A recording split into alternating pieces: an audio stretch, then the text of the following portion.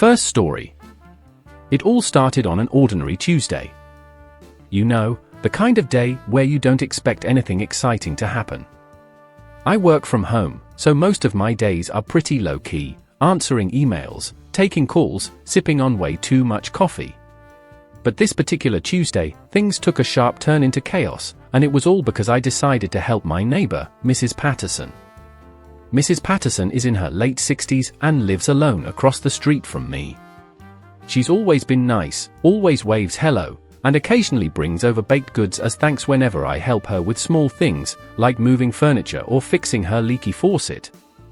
So, when she knocked on my door that morning, looking a bit flustered, I didn't think twice before offering to help her out. "Ryan," she began, with that anxious tone she gets when something's gone wrong, "I hate to bother you, but I have a bit of a problem." I smiled, trying to ease her nerves. "No bother at all. What's going on?" She sighed, explaining that her dog, an overly energetic golden retriever named Max, had somehow gotten himself stuck in her backyard shed. Apparently, he'd chased a squirrel in there, and now the door wouldn't open. "Could you help me get him out?" she asked, her eyes pleading. I agreed immediately, grabbing my shoes and following her across the street. When we got to the shed, I could hear Max barking inside, clearly unhappy with his situation. The door was indeed stuck, but after a bit of jostling and pulling, I managed to yank it open. Max bolted out like a rocket, knocking me off balance. I laughed it off, happy to have helped. Little did I know that was just the beginning of my long, long day. As I dusted myself off, Mrs. Patterson looked at me with that same worried expression. "Ryan, I hate to ask you for another favor, but my faucet in the kitchen has been leaking again. Would you mind taking a quick look at it?" Now, I'm no plumber, but I'd fixed that same faucet for her a few months ago, so I figured it would be an easy fix. I followed her inside, and sure enough, there was a steady drip coming from the kitchen sink. I crawled under the sink, tightened a loose pipe, and thought I'd taken care of it. "Should be good now," I said, standing up and wiping my hands. But then I heard it, a hissing noise. A quick glance down revealed a growing puddle of water seeping from under the sink. Somehow, I'd made it worse. "Oh no," Mrs. Patterson gasped, clutching her chest. Panicking, I tried to turn off the water valve, but it wouldn't budge. Water was now gushing out like a mini geyser. In a frenzy, I ran outside to the main shut-off valve by the street, only to discover that it, too, was stuck. At this point, Mrs. Patterson was beside herself, and I was drenched in water, frantically trying to prevent her kitchen from flooding. Finally, after what felt like an eternity, I managed to get the valve shut off, but by then, the damage was done. Her kitchen floor was soaked, and I felt like a complete idiot. "I'm so sorry, Mrs. Patterson," I said, shaking my head. "I think you're going to need a real plumber for this." She smiled weakly, trying to reassure me. "It's all right, dear. You were only trying to help." Feeling defeated but determined to make up for my blunder, I offered to go pick up some towels and a wet, dry vacuum from my place to help clean up the mess. Mrs. Patterson gratefully accepted, and I hurried back across the street to grab the supplies. As I was leaving my house, I noticed something odd. My car, which had been parked in the driveway just minutes ago, was now sitting halfway in the street. I stared at it, confused. I definitely hadn't left it there. Turns out, in my rush to help Mrs. Patterson, I hadn't set the parking brake. My driveway has a slight slope, and while I was wrestling with faucets and flooded kitchens, my car had slowly rolled down the driveway and into the street. Luckily, no one had hit it, but it was blocking traffic, and a couple of my neighbors were standing around, looking at it like it was some kind of neighborhood spectacle. Embarrassed, I ran over, apologized profusely, and quickly moved my car back into the driveway. Crisis averted, or so I thought. Just as I was about to return to Mrs. Patterson's, I heard a loud crash from my backyard. I raced around to find that the wind had knocked over my grill, sending it tumbling across the patio. The propane tank had disconnected, and the whole setup was now lying in a heap on the ground. At that point, I couldn't help but laugh at how absurd the day had become. I cleaned up the mess as best as I could, grabbed the towels and vacuum, and headed back to Mrs. Patterson's. By the time I arrived, she had already called a plumber, who was on his way, so my efforts to clean up felt a little redundant. But I helped mop up the water anyway, trying to regain some sense of usefulness. Just when I thought things were calming down, I heard a loud screeching sound from outside. I peeked out the window to see Max, remember Max, the dog, running down the street, leash trailing behind him. Apparently, he'd slipped out of the back gate while Mrs. Patterson was distracted. Without thinking, I sprinted out the door and gave chase. Now, I'm not exactly a fast runner, but Max is. He tore down the street, dodging between parked cars, while I wheezed behind him, trying to catch up. Neighbors watched in amusement as I stumbled after the dog, who seemed to think this was all a game. After what felt like a marathon, I finally cornered him in someone's front yard. Max, panting but clearly pleased with himself, allowed me to grab his leash. I dragged him back to Mrs. Patterson's, completely out of breath. By the time I returned, the plumber had arrived and was working on the sink. Mrs. Patterson looked relieved to have a professional on the job. I handed her Max's leash and slumped down in a chair, exhausted. "Ryan, I don't know how to thank you," she said, genuinely grateful despite all the chaos. "You've been such a big help today." I laughed, shaking my head. I don't know if help is the right word, but I'm glad everything worked out in the end. I finally made my way back home, drenched, covered in mud from chasing the dog, and ready for the day to be over. What was supposed to be a simple act of kindness had turned into an all-day adventure of disasters. Later that evening, as I was lying on the couch, still recovering, I got a text from Mrs. Patterson, "Thank you again for everything today. I'll make sure to bake you a fresh batch of cookies tomorrow." I chuckled to myself. Maybe next time I'd think twice before volunteering to help, but I knew I'd do it all over again if she asked. Sometimes, life throws unexpected chaos your way, and all you can do is roll with it. So yeah, that's how my ordinary Tuesday turned into a comedy of errors. Moral of the story? When your neighbor asks for help, be prepared for anything. Literally, anything. Second story. So, here's a story that I never thought I'd have to tell. It all started when I decided to sell my old car.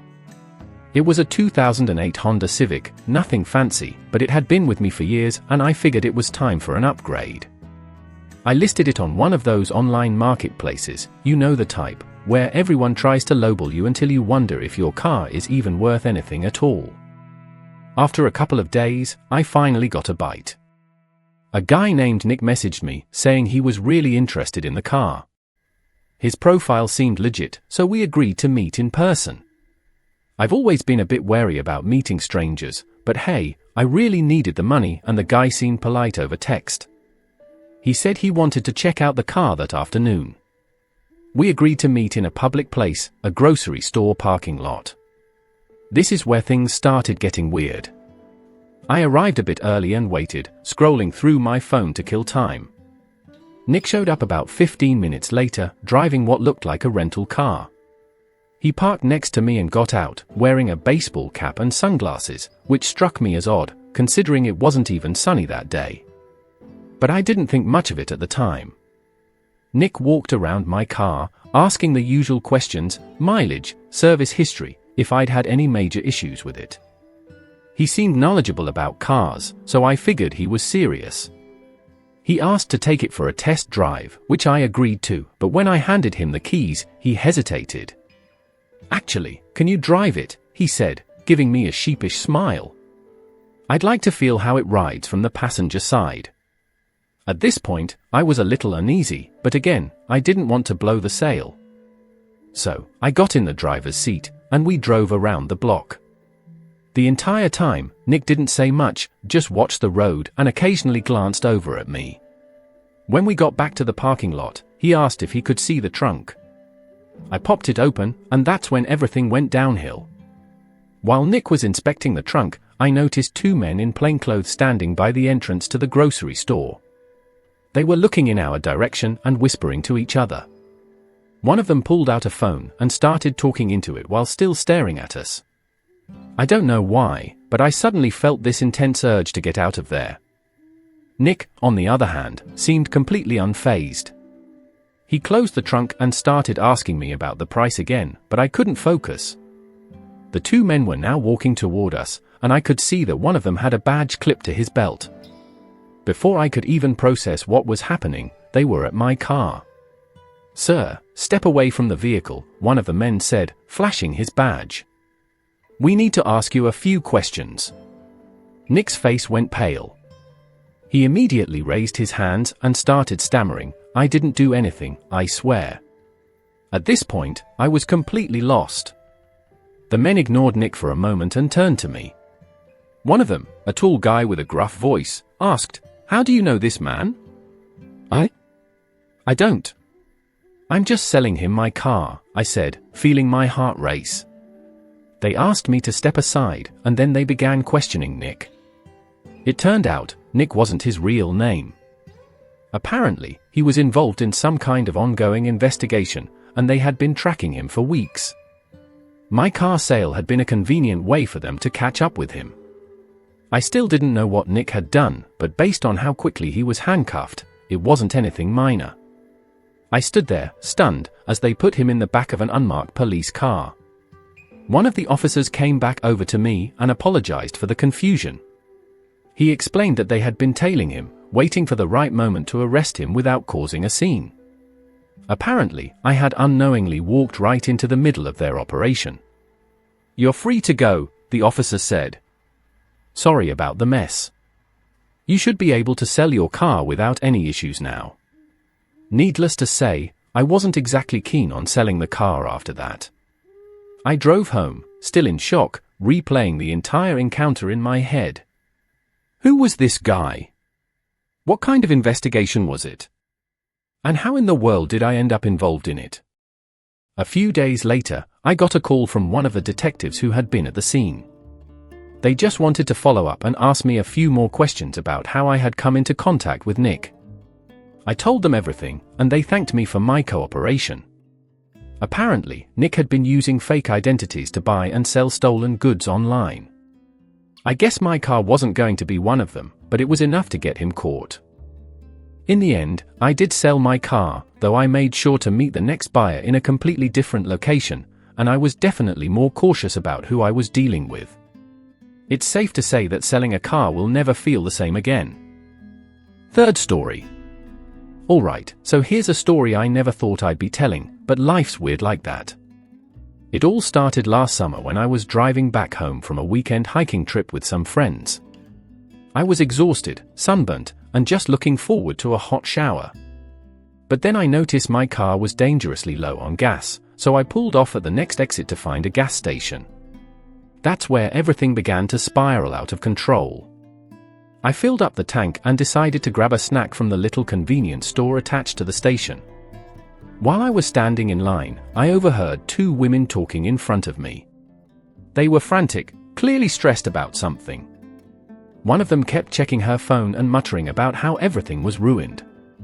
The other one was trying to calm her down but wasn't doing a great job of it. Being the nosy person that I am, I caught bits and pieces of their conversation. Something about a wedding cake being delayed, the photographer getting lost, and how the wedding they were talking about was supposed to start in less than an hour. I couldn't help but feel bad for them. Weddings are stressful enough without everything going wrong at the last minute. As I grabbed my snacks and walked out, I saw them outside, standing by an old SUV, still in full panic mode. I could have just left, but for some reason, I decided to walk over and offer some help. I introduced myself and asked if there was anything I could do to assist. They looked at me like I had just appeared out of nowhere, which, to be fair, I kind of did, but one of them, the more stressed out one, started explaining. The bride's cake had been delayed due to some traffic accident on the highway. The baker was stuck and wouldn't make it in time. The photographer had accidentally gone to the wrong location and was now miles away. And to top it all off, their cousin, who was supposed to help coordinate things at the venue, had called in sick that morning. The wedding was at a nearby vineyard, and they needed anyone, to help keep things from falling apart. Now, here's where things get wild. Before I knew it, I found myself offering to help them out. Why? I still don't know. Maybe it was because they looked so desperate, or maybe it was the idea of being part of a wedding, even one I wasn't invited to, that seemed kind of fun in a chaotic way. Next thing I knew, I was following them to the venue. When we arrived, the place was beautiful, rolling vineyards, the smell of lavender in the air, and string lights hanging from the trees. But the atmosphere among the guests was tense. The bride hadn't arrived yet, and people were milling around, looking confused. The groom was pacing near the altar, checking his watch every 5 minutes. I quickly realized that I had no idea what I was supposed to be doing. I wasn't a wedding planner, after all. But that didn't seem to matter. The 2 women, who I learned were the bride's cousins, immediately put me to work. First, I was sent to calm down the groom, who was borderline hyperventilating at this point. I'm no therapist, but I managed to talk him down by assuring him that weddings always run late, which, in my limited experience, is mostly true. After a few deep breaths, he seemed to relax a bit. Next, they had me running around coordinating with the caterers. They were scrambling to set up the buffet table, and no one had told them where to place it. Then, I had to track down the florist to rearrange some of the flowers because the bride's mom didn't like the way they were positioned. Somehow, I found myself at the center of all this chaos, but strangely enough, I was handling it. I even ended up greeting guests and pretending I was some sort of wedding coordinator, which, in hindsight, was probably illegal, but hey, desperate times. Then, the bride showed up. She looked absolutely stunning, but you could tell she was stressed out of her mind. As soon as she got out of the car, she asked me who I was. I froze, unsure of what to say. Before I could explain, one of her cousins ran over and told her I was the emergency coordinator they had hired last minute. The bride looked me up and down, clearly skeptical, but then she sighed and said, "Okay, just get me down the aisle in one piece." And that's exactly what I did. I organized the bridal party, made sure everyone was in place, and when the music started, I gave the signal for the bride to walk down the aisle. It was like I'd been doing this my whole life, even though I hadn't. Somehow, I was making it all work. The ceremony itself was beautiful, even if it started almost an hour late. The guests were emotional, the vows were heartfelt, and despite the earlier chaos, it felt like everything had come together in the end. Afterward, I figured I'd quietly slip away before anyone realized I wasn't actually supposed to be there. But then the bride and groom came up to me. The bride hugged me, which was weird, given we had only met about 45 minutes earlier, and thanked me for saving the day. The groom shook my hand, saying I'd gone above and beyond. They even invited me to stay for the reception. And you know what? I did. I spent the rest of the evening eating, drinking, and dancing with a bunch of people I didn't know. I was still in my hiking clothes, by the way, which made me stick out like a sore thumb among all the tuxedos and dresses, but no one seemed to care. By the end of the night, I felt like I had known these people for years. As I was leaving, the bride's mom handed me an envelope with cash inside. I tried to refuse, saying I hadn't done anything to deserve it, but she insisted. "You saved my daughter's wedding," she said with a smile. "You deserve it." I walked away with more money than I had ever expected and one of the weirdest, most unforgettable stories of my life. To this day, I still wonder how I went from filling up my gas tank to crashing, and then saving the wedding. So, if you ever find yourself in a random situation that feels out of your comfort zone, maybe just lean into it. You never know, you might end up being the unlikely hero of someone else's special day.